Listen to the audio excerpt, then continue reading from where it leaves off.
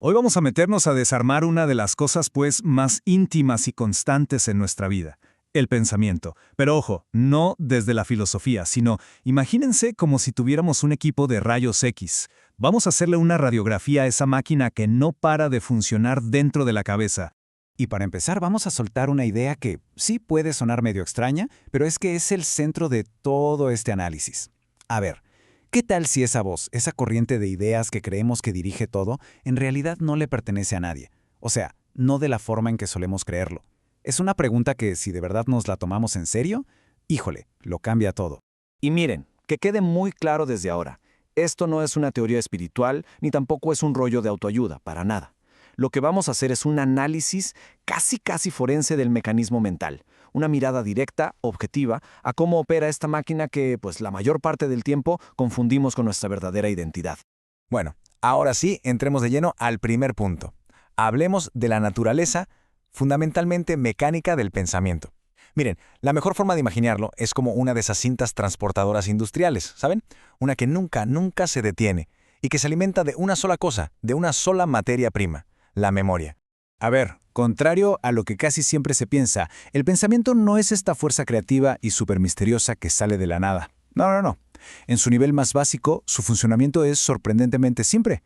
Es una reacción, así de sencillo. Una respuesta automática que se dispara a partir de lo que ya se conoce, o sea, de todo lo que está guardado en nuestro archivo mental. Ahora, fíjense bien en esta secuencia, porque es invariable. Digamos que es como el ajuste de fábrica de la mente. Es así. Primero, vivimos algo, una experiencia. Ok, eso se convierte en conocimiento. Luego, se almacena como memoria. Y al final, reaccionamos al presente desde esa memoria. ¡Pum! Eso es el pensamiento. Y la verdad, es un sistema increíblemente útil para cosas prácticas, ¿no? Como manejar un coche o aprender a hablar otro idioma. Pero aquí es justo donde empieza el conflicto fundamental.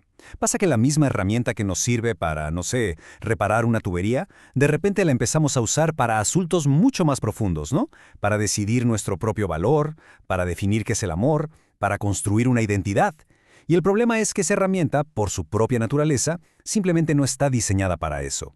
Y esto, claro, nos lleva a una conclusión, pues bastante fuerte. A ver, si el pensamiento se basa en la memoria, y la memoria siempre es parcial, o sea, nunca es la película completa, entonces cualquier vida que esté dirigida solo por el pensamiento está condenada a ser fragmentaria, a estar incompleta. Y ojo, no porque haya algo mal en la persona, sino por los límites del propio mecanismo. Así funciona. Bueno, pasemos ahora a la siguiente pieza de este rompecabezas, que es quizás el truco más ingenioso, el más sutil de la mente, la creación de un observador.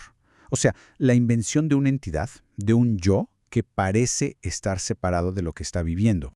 Pensemos en una frase que usamos todos los días. Tengo miedo. Suena inofensiva, ¿no? Pero si la analizamos bien, su estructura implica algo muy profundo. Que hay dos cosas separadas. Por un lado, un yo, que es el dueño, y por otro, un miedo, que es como un objeto que se posee. Pero aquí viene la pregunta crucial. ¿De verdad eso refleja la realidad de lo que sentimos? O sea, si miramos directamente la experiencia, sin ponerle la palabra, ¿en serio se puede encontrar a ese yo separado del miedo? ¿O será que en realidad es una sola cosa, un único movimiento, una sola energía? Y justo esto, revela el punto clave de todo el análisis. Ese yo que está narrando la experiencia, el que dice «tengo miedo», en realidad no está fuera, observando como si nada, es otro pensamiento. Es otra reacción que nace del mismo movimiento de energía que llamamos miedo. O sea, no hay dos cosas separadas, hay un solo fenómeno.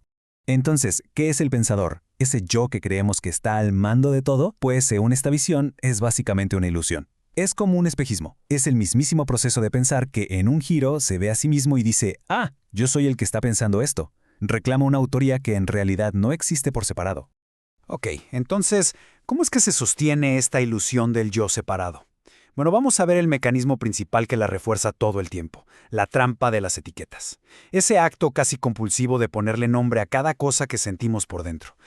Miren, el proceso es casi instantáneo, totalmente automático. Primero aparece una energía, una sensación así pura. Inmediatamente, el pensamiento se lanza a ponerle una etiqueta. Esto es enojo. Y en el momento en que la nombra, ¡zas!, se activa todo el archivo mental del enojo. Y así, una experiencia que era nueva y viva, queda atrapada, congelada en un concepto viejo. Y este simple acto de etiquetar tiene dos consecuencias directas, y la verdad, muy problemáticas. Primero, ya no se ve la sensación real, la que está pasando ahorita. Solo se ve la etiqueta, el concepto. Y segundo, esto le da continuidad a un personaje de ficción. ¿Cuál? Pues yo, la persona enojona. Ya no es solo una energía que pasa, se convierte en mi enojo, un capítulo más en la historia de este personaje que se define por enojarse. Y esto, pues, lógicamente nos lleva al siguiente punto. Cuando uno se da cuenta de todo este caos interno, la reacción más natural es querer arreglarlo, ¿no? Querer controlar la mente. Pero la pregunta es, ¿de verdad ese es el camino? ¿Esa es la solución? Y es que aquí hay una paradoja, una que casi siempre se nos pasa de largo. Ese deseo, esa decisión de voy a detener mis pensamientos o tengo que calmar la mente, ¿de dónde sale? Pues sale del pensamiento mismo. Es la misma máquina intentando arreglarse y controlarse a sí misma. Es un círculo vicioso, un circuito cerrado. La diferencia entre una cosa y la otra es abismal, es fundamental. A ver, el intento de control siempre está pensando en el futuro, ¿cierto? Tiene una meta, y juzga el ahora como malo o incorrecto. Y al final, esa lucha interna solo genera más conflicto. En cambio, la observación pura no tiene ninguna meta, no juzga nada, simplemente ve. Y al solo ver, toda esa energía que se desperdiciaba en la lucha interna se libera. Entonces, ¿cómo se ve esta observación pura en la vida real, en la práctica? Bueno, pues significa ser testigo de cómo nace una emoción, pero sin lanzarse a ponerle un nombre. Es darse cuenta de un pensamiento de comparación y no engancharse, no seguirle la corriente. Es observar todo el movimiento de la mente sin la meta de llegar a un estado mejor. Y sobre todo, sin ese comentarista interno que está todo el tiempo narrando y juzgando lo que pasa. Y todo esto nos trae, de forma muy natural, a la conclusión de este análisis. La gran pregunta es, ¿qué pasa? ¿Qué es lo que aparece en la conciencia cuando ese narrador incansable por fin guarda silencio, aunque sea solo por un instante? Miren, toda la problemática que hemos explorado hoy se puede resumir en una sola idea. Creemos que vivimos en la realidad, pero la mayor parte del tiempo en lo que vivimos es en el comentario que hace la mente sobre la realidad. Estamos de hecho atrapados en nuestro propio eco. Por eso la salida que se plantea aquí no es para nada adoptar una nueva filosofía o un nuevo sistema de creencias, no. Eso sería nada más ponerle más capas de pensamiento al asunto. La salida es, a la vez, muchísimo más simple y mucho más radical. Aprender a mirar, ver la experiencia tal cual es, en directo, sin el filtro de ese intérprete mental que lo traduce y lo juzga todo. Así que esta exploración termina no con una respuesta, sino con una pregunta. Y no es una pregunta para contestarla con más pensamientos, claro, sino para que cada quien la investigue en su propia experiencia. ¿Qué es lo que queda? ¿Qué se revela en ese espacio de silencio cuando, aunque sea por un solo instante, el comentario mental se detiene?